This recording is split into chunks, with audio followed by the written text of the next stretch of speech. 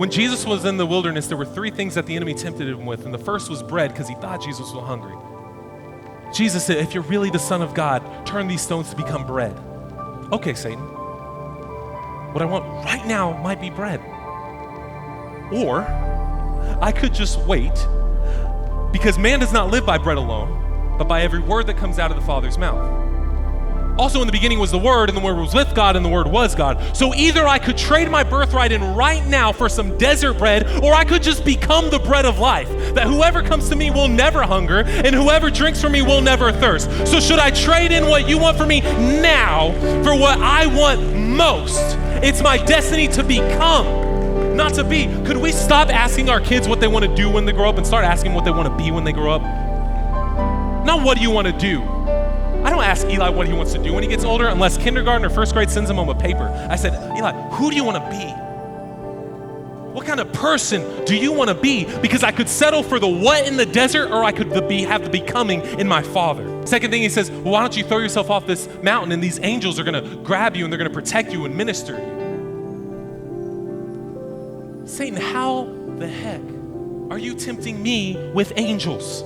Yeah, I could throw myself off now and get ministered to by angels. Or I could defeat you and they're gonna minister to me right after. I could go to the Garden of Gethsemane and pray to my Father and they're gonna minister to me there. Or I could just beat death, hell, and the grave and they're gonna be the ones who roll the stone away. Or I could come back descending on clouds of fire and armies of angels are coming with me. So I could give up what you want for me now, or I could look to the future to what I want most, and it's always within my Father's will. Look past what the enemy's offering you in now.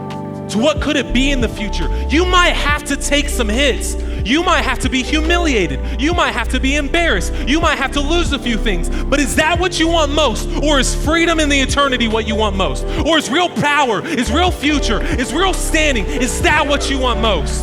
Last thing he says, he takes him to this mountaintop and he says, look at all the kingdoms of the earth. Bow before me and worship me and I'll give you every last one of these. Okay, Satan. I could take these temporary kingdoms of this earth right now.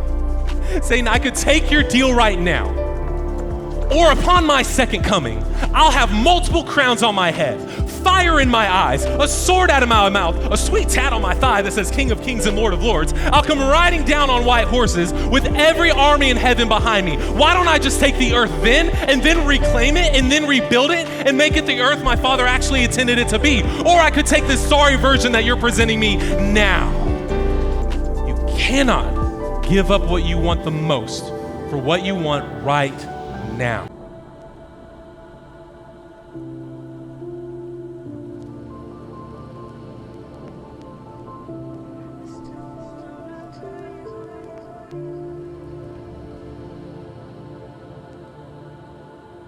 you.